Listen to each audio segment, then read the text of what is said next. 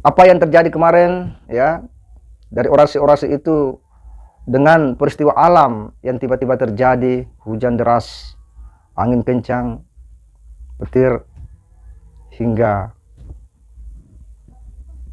kilat ya.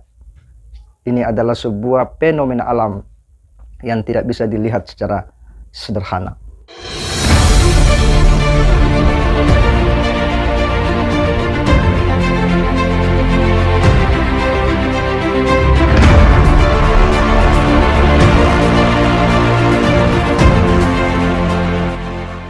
Assalamualaikum warahmatullahi wabarakatuh. Kembali berjumpa dengan saya di channel Hamsa Gantarang, sahabat sebangsa dan setanah air di mana saja Anda berada. Kembali ulasan kali ini mengikuti perkembangan aksi demonstrasi 411 yang digelar kemarin Jumat di Patung Kuda, Jakarta, yang merupakan salah satu aksi yang cukup menyita perhatian publik. Bagaimana tidak, karena sebelum-sebelumnya pentolan-pentolan FPI seperti Muhammad Yusuf Martak, Slamet Ma'arif, berbagai konferensi pers yang dia lakukan, konsolidasi untuk kemudian memobilisasi massa mereka untuk menggeruduk Istana Merdeka. Dan puncaknya pada Jumat ya kemarin ya 4 November 2022 yang kemudian juga disebut sebagai aksi 411 itu pun digelar. Mereka mengkonsentrasikan massa di Masjid Istiqlal, Jakarta, lalu kemudian bergerak menuju Patung Kuda dan dekat istana. Mereka menyampaikan berbagai tuntutan-tuntutan yang oleh ya pihak istana dianggap itu ngawur, tuntutan yang tidak rasional, yang meminta Pak Jokowi mundur ya. Sementara pada saat yang sama Pak Jokowi sedang berjuang untuk kemudian bagaimana negara ini ya bisa menghadapi potensi ya krisis pangan, krisis energi di masa-masa yang akan datang. Tetapi mereka tak mempedulikan itu semua, justru mereka terus-menerus mengganggu pemerintahan agar Pak Jokowi kemudian tidak fokus dan konsentrasi dalam melaksanakan program-program prioritas ya.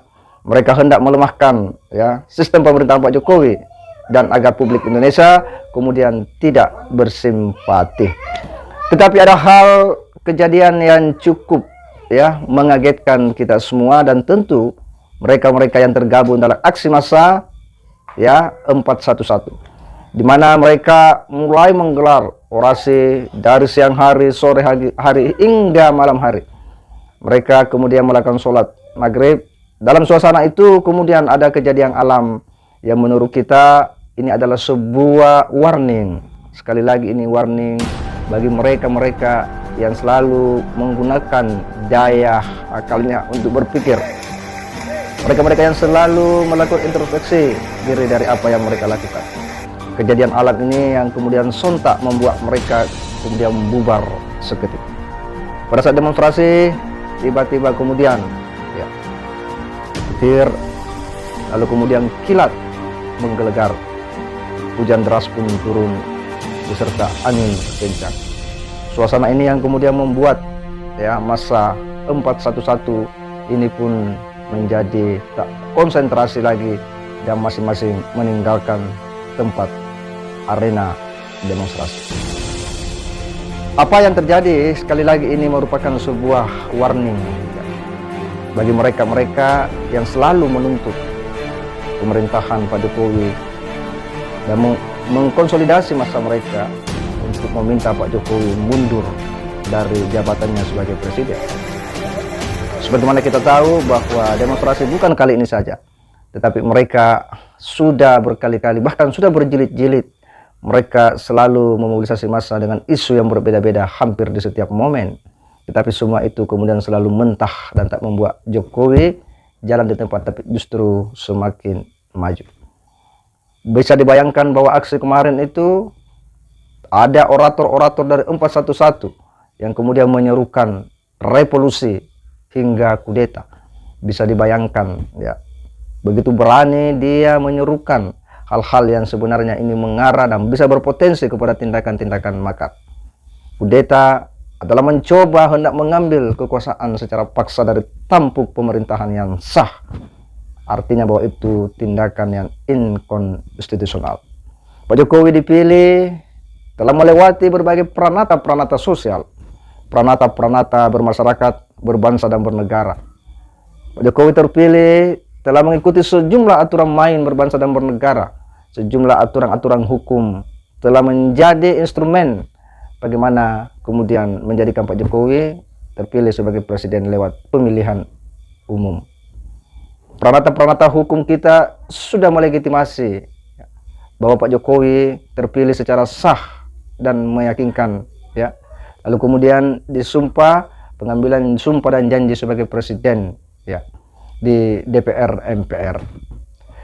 Artinya bahwa mencoba merongrong sebuah pemerintahan itu adalah tindakan yang tercelah dalam kehidupan berbangsa dan bernegara, dan itu dalam bahasa agama adalah sebuah tindakan bugot, ya, pembangkangan terhadap pemerintahan yang sah.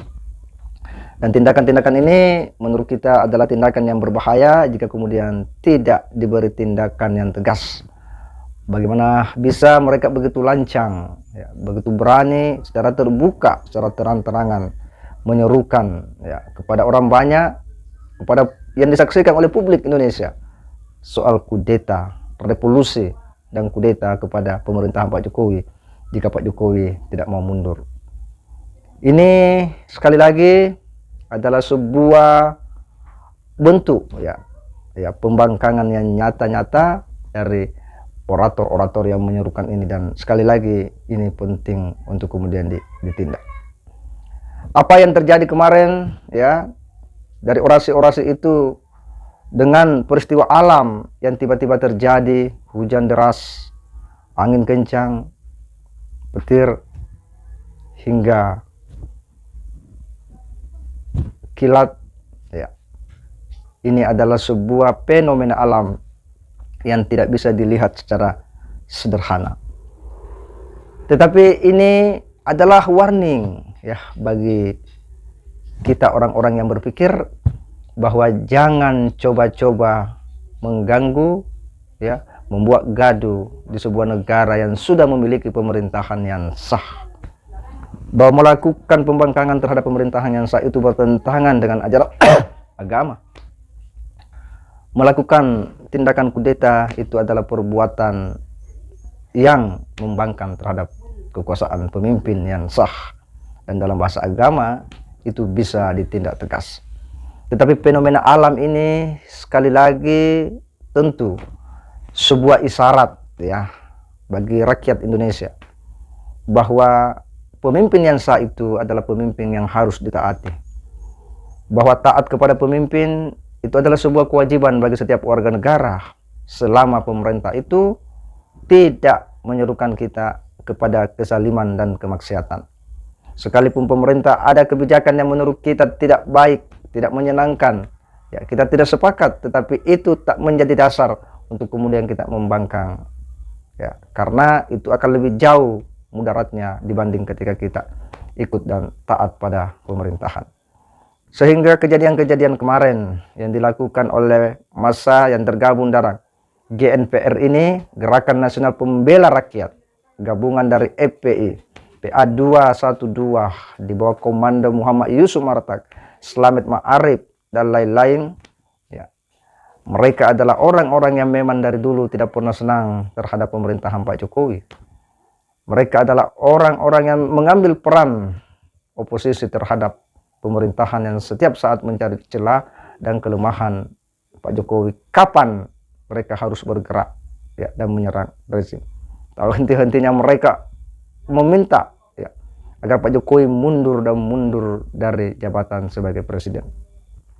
Tetapi sekali lagi kejadian alam kemarin itu adalah sebuah peringatan bagi kita semua bahwa mentaati, ya, pemimpin yang sah itu adalah sebuah kewajiban bagi setiap warga negara, dan melakukan pembangkangan itu adalah perbuatan yang tercela yang melanggar pranata-pranata sosial, pranata hukum dan konstitusi kita sebagai negara yang menjunjung tinggi hukum. Saya kira demikian. Wassalamualaikum warahmatullahi wabarakatuh.